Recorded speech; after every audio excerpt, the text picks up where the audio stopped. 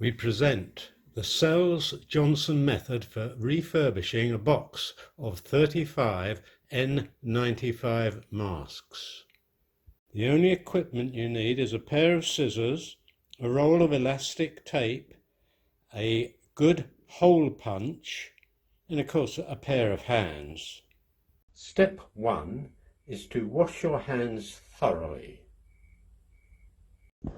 Step 2 is to cut 35 pieces of elastic, each of which is 29 inches long. And I happen to know that this is 29 inches to the end of the box here, so that's what I'm going to cut.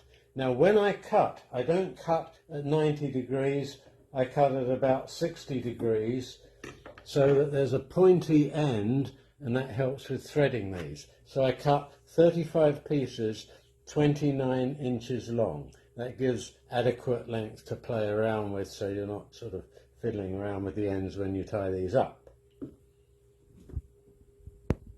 Step 3, I then take out the masks and work through the 35, each time cutting out this original strap, which is no good. And I do that by basically pulling it out and then cutting it off right above the mask itself. It doesn't matter if there's a little bit of blue hanging in there. Of course, you don't want to cut the mask itself. So I go through all the masks and remove the blue strap. Next, I work through the masks, punching holes in the corners. The corner is this little bit up here. It's hard. You don't want to punch a hole anywhere except in the hard corner piece. And it's quite easy to center if you have a good punch, as I do. So I put it under the punch, and there, that is quite well centered. And the other side, and there's another one that is quite well centered. The next step is to attach the elastic to the mask. So with this end, that as you see, it's not cut off at right angles, so you can just easily thread it from behind around the front, and then it's easy to thread it back. So this comes out at the back, and then you have to tie it. Now to tie it, you really need a square knot, or as I call it, a reef knot, if those are the right names. But the way I do it is I go left over right, and then left under right. I know you can't quite see what I'm doing, but you get used to it. And there is your knot, and you can tighten it up, and we are done. The final step is just to put one of these informational sheets, printed in 2 languages, wrap the item in this, and then you stack them back in the box, so you have a pile of 35. They're really tight in the box. You can tape it shut, and you're done.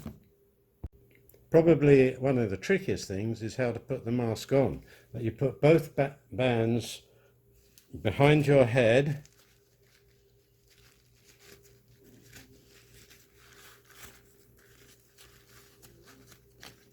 the bottom bit must come down to your chin, just below it. The top is your nose, and then you pinch your nose like that, and you have a really good, there you are, we're done.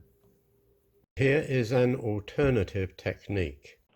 This bag of elastic bands will do 100, with a double strap, it will do 138 masks. So the first thing you do is take a double band and you cut it and open it, so you've got 2 like this. And the tedious part is you then tie a knot. So to tie a knot, you stretch it as hard as you can to get it as close to the end as you can.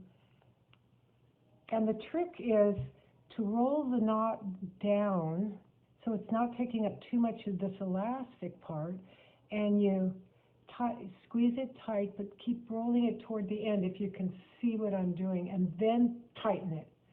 So you've got 2 tight knots. Then the trick staple it on. You turn it on this side. You put the knot at the very end of your mask in the area that isn't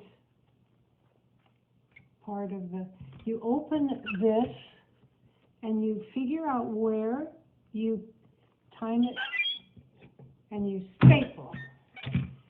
So you can see